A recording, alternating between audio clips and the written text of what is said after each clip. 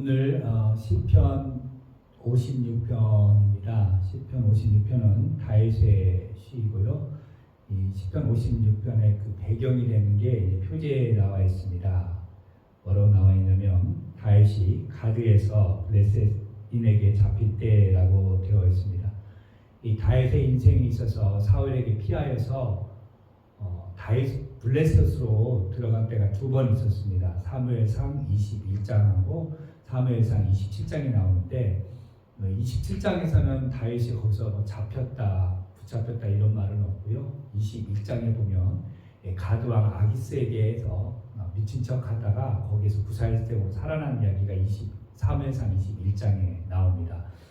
그래서 이 사무엘상 21장 배경으로 한 또 시가 한 편 더 있는데 이미 앞에서 살펴본 시편 34편이 그렇습니다. 이 시편 34편 표지에는 또 이렇게 되어 있어요.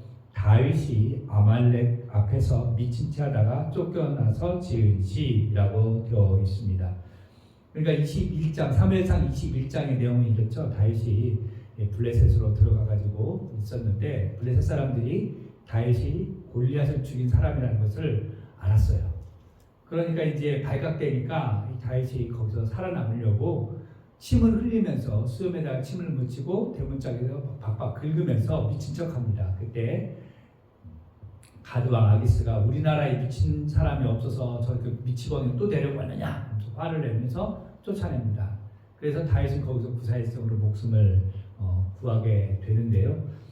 거기 보면 이제 시편 34편에 보면 그렇게 되어 있어요. 어떤 고난을 구체적으로 당했는지 뭐 이렇게 나오진 않지만 오늘 56편을 보면은 그 상황은 더 자세하게 기록되어 있어요. 즉 다윗이 이 블레셋 사람들에게 잡혀가지고 종일 압제당하여서 두려움을 느끼게 되었다라는 것을 표현하고 있습니다.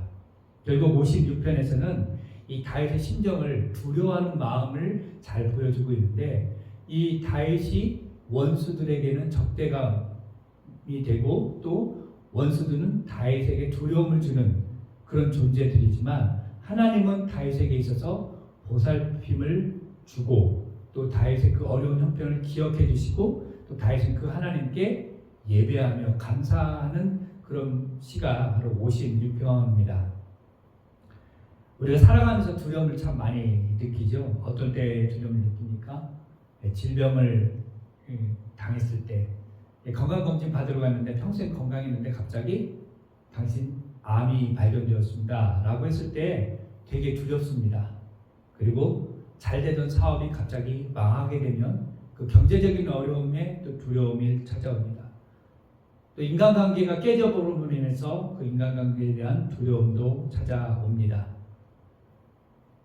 이거는 믿는 사람이나 믿지 않는 사람 동일하게 다 적용이 되지만 특별히 믿는 사람들, 하나님을 믿는 사람들에게는 이런 두려움이 올 때도 뭐가 같이 오냐면 하나님에 대한 믿음도 같이 옵니다. 그러니까 두려움과 하나님에 대한 믿음이 공존하게 된다라는 거예요. 그랬을 때 우리가 두려움을 따라가는 것이 아니라 하나님을 믿는 그 믿음을 우리가 선택해야 된다라는 거예요. 그래서 두려움을 선택하느냐 믿음을 선택하느냐에 따라서 우리의 인생이 달라진다라는 겁니다. 자, 그럼 오늘 성경에서 다윗이 두려움을 어떻게 극복했는가라는 것을 보여주는데 그것이 3절입니다. 3절에 보면 어떻게 되냐면 두려움이 올 때 저희가 하나님을 의지했다라는 표현을 하고 있어요. 우리가 살아가면서 두려움을 피할 수는 없습니다. 그렇죠? 그런데 피할 수 없는 그 두려움을 맞이했을 때 우리는 우리의 시선을 바꿀 필요가 있다는 거예요. 두려움을 바라보는 그 시선을 변화를 줄 필요가 있다라는 겁니다.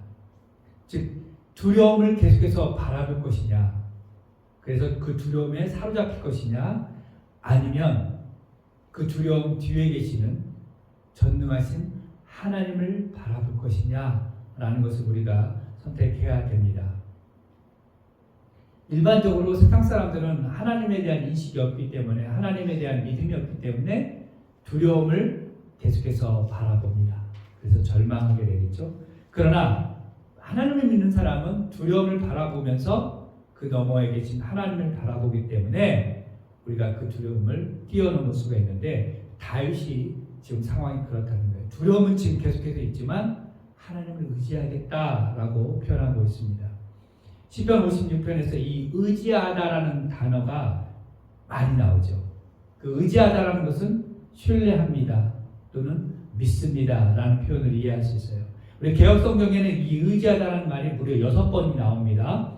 보면 3절에 한 번 나오고요, 4절에 2번 나오고, 10절에 2번 나오고, 11절에 한 번 나와요. 그래서 총 6번이 의지하다 이렇게 나오는데, 사실 원문에는 이 의지하다가 3번밖에 나오지 않습니다.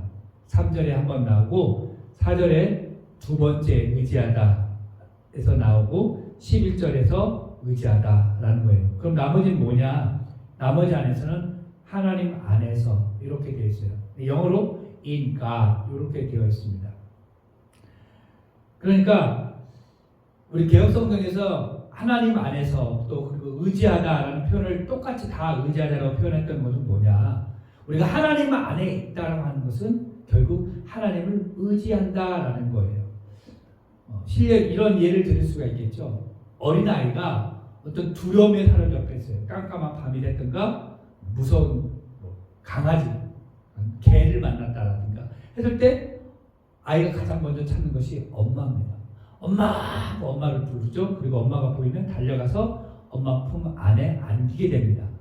그랬을 때 이 아이가 하는 행동은 하나님을 믿는 것처럼 엄마를 그렇게 신뢰하고 믿는다라는 거예요. 그러니까 엄마 품 안에 있다라고 하는 거는 그 아이에게 있어서는 엄마를 믿고 의지한다는 거예요. 근데 다윗이 지금 하나님 안에서 내가 말씀을 찬송한다라고 하는 것은 하나님을 의지하며 하나님을 찬송한다라는 표현으로 하게 되는 거죠. 그러니까 개역성경에서는 의지하다로 다 표현하게 된 겁니다. 두려움이 오면 우리가 해야 될 게 뭐냐? 하나님을 의지하는 것, 즉 하나님 안에서 하나님을 믿는 것입니다. 또 오늘 성경 보면은 8절에 이런 말이 있죠. 나의 눈물을 주의 병에 담으소서. 주의 책에 모든 것이 기록되어 있지 않습니까?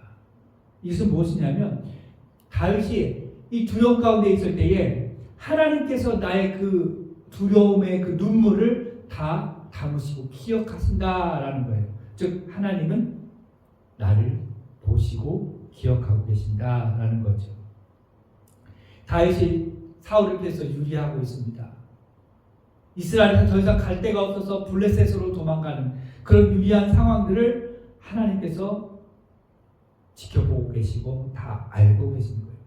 그러니까 다윗이 여기저기 사울을 피하여 도망다닐 때 얼마나 마음이 아프고 답답하겠습니까? 그렇게 큰 죄를 지은 것도 아닌데 잘못한 것도 아닌데 도망다닐 때마다 아마 눈물을 흘렸을 거예요. 그럴 때마다 다윗이 했던 이야기가 뭐예요? 나의 눈물을 주의 병에 담아 주십시오. 그리고 나의 이 모든 상황을 하나님 책에 기록되어 있음을 내가 확신합니다. 즉 다윗이 겪고 있는 모든 상황을 하나님이 기억하고 계신다. 다윗의 모든 형편을 하나님이 알고 계신다라고 하는 그 믿음이 다윗에게 있었습니다. 다윗의 고백처럼 지금 우리가 겪고 있는 혹시 아픔이 있다면, 두려움이 있다면, 슬픔이 있다면 이 모든 것이 없어지는 것이 아니라 하나님이 보고 계시고 기억하고 계신다는 거예요. 하나님이 우리의 그 슬픔의 눈물을 외면하지 않으신다는 거예요. 그렇기 때문에 우리가 견디고 참고 인내할 수 있다는 겁니다. 우리가 두려움 가운데 있을 때에 정말 눈물 지을 때에 하나님께서는 결국에는요 그 눈물을 주의 병에 담을 뿐만 아니라 그 눈물을 씻어 주십니다. 신약성경에 보니까 요한계시록 7장 17절에 이렇게 기록되어 있습니다. 이는 보좌 가운데 계신 어린 양이 그들의 목자가 되사 생명수 샘으로 인도하시고 하나님께서 그들의 눈에서 모든 눈물을 씻어 주실 것입니다. 하나님은 우리의 눈물을 주의 병에 담을 뿐만 아니라 우리의 눈물을 다 씻어주시고 우리를 위로하실 것이라는 겁니다. 이것이 우리에게 소망이 되고 다윗이 그 눈물을 주의 병에 담으실 것을 믿었고 자기의 그 모든 성편을 주의 책에 기록된 것을 믿었기에 그가 그 두려움에서 이겨낼 수 있었다라는 거죠. 오늘도 12절의 말씀을 보니까 다시 어떻게 하느냐? 감사함으로 하나님께 나아갑니다. 감사함으로 하나님께 예배합니다. 즉 감사의 예배를 통해서 다윗은 두려움을 이길 수 있었습니다. 다윗이 적들에게서 받는 그 두려움, 그때에 다윗이 기도했죠. 내가 이 두려움 속에서 하나님을 의지합니다라고 하는 그런 기도를 합니다. 그런 기도했다고 해서 갑자기 그 두려움이 사라지거나 원수가 사라지지 않아요. 기도하지만 형편은 여전히 똑같습니다. 두려움이 여전히 남아있어요. 그러나 그 두려움을 그대로 있지만 다윗이 했던 게 뭐냐? 감사함으로 하나님께 나아갔다는 거예요. 하나님을 의지합니다 라고 기도를 합니다. 말로 합니다. 그런데 그 말로 하는 것을 행동으로 표현해 주고 있다는 거예요. 그것이 무엇이었느냐? 예배였다라는 거예요. 어떤 예배예요? 감사의 예배. 오늘 감사제를 하나님께 드린다라고 했습니다. 이렇게 감사제로 하나님 앞에 드리니까 하나님께서 그 자신의 생명을 사망으로부터 건져주시고 생명의 빛으로 다니게 해주시겠다라고 하는 확신이 생겼습니다. 우리에게 어떤 두려움이 엄습해 온다면 그 두려움에 사로잡힐 것이 아니라 우리가 감사함으로 하나님께 예배해야 될 것입니다. 두려움으로부터 건져주실 하나님을 신뢰하고 그래서 생명으로 인도해 주시고 생명의 빛으로 걸어가게 하시는 그 하나님의 은혜에 대해서 감사해야 되는 거예요. 우리의 감사한 그 마음을 삶에서 표현하는 것이 바로 예배가 되는 것입니다. 우리가 예배할 때에 감사가 없으면 그 예배는 참된 예배라고 할 수가 없어요. 예배할 때 감사함으로 하나님께 나가야 됩니다. 시편 100편 4절에 이런 말씀이 있습니다. 감사함으로 그 문에 들어가며 찬송함으로 그의 궁정에 들어가서 그에게 감사하며 그의 이름을 송축할지어다. 감사함으로 하나님 앞에 나가라고. 감사함으로 그 문을 열고 들어가며 그 감사하며 하나님의 이름을 송축하라고 이야기하고 있어요. 두려움을 이기는 방법, 하나님 앞에 감사의 예배로 나가는 겁니다. 두려움이 지금 여러분에게 있습니까? 그것이 경제적인 두려움이나 육체적인 질병의 두려움이나 인간관계의 두려움이라면 하나님을 절대적으로 신뢰하고 하나님 앞에 나아가며 그 안에 거해야 됩니다. 그 두려움 때문에 흘리는 눈물, 그것이 헛된 것이 아니라 주님께서 그 눈물을 주의 병에 담으시고 주의 책에 기록하시고 주께서 기억하신다는 거예요. 결국 나중에 주님이 우리가 흘리는 그 눈물 다 닦아주신다는 겁니다. 우리 삶 속에서 믿음으로 고백하며 감사함으로 그것을 표현해야 됩니다. 감사의 예배로 하나님께 나아가는 우리가 되기를 주님의 이름으로 축원합니다. 기도하겠습니다.